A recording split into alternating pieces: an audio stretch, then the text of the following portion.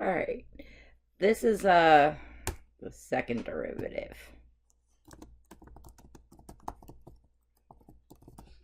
I need to hide that. Stop that. Yes, okay.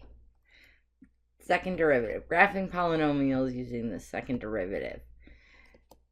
Alright, so when we're graphing polynomials, we are now in section 11. You need the x-intercept, the y-intercept, the min, the max, and the inflection point. Cubics and above have inflection points. Quadratics do not. That is where the second derivative equals 0.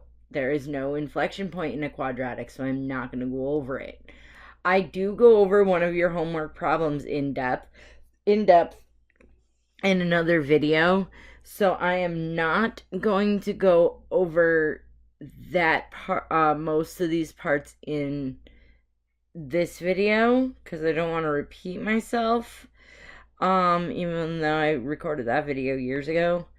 I am going to talk about the inflection point, f prime equals 0, for f of x equaling 2x cubed minus 30x cubed squared. This is a squared. I still didn't fix that error.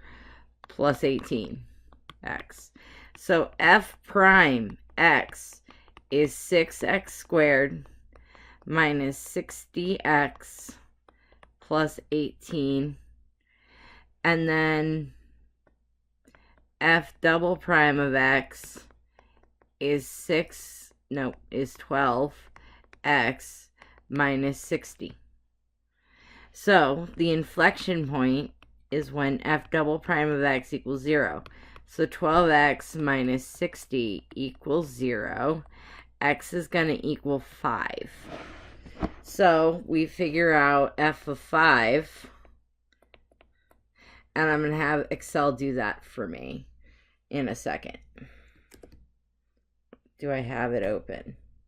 I do. All right, f of 5. This is where the inflection point is.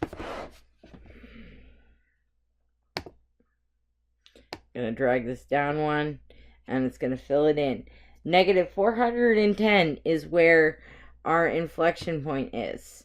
So I'm going to create our scatter plot by selecting the data, and I'm going to pull this down by 1, and I'm going to pull this down by 1, and it should plot the inflection point. There it goes. And that's that. That's section 11.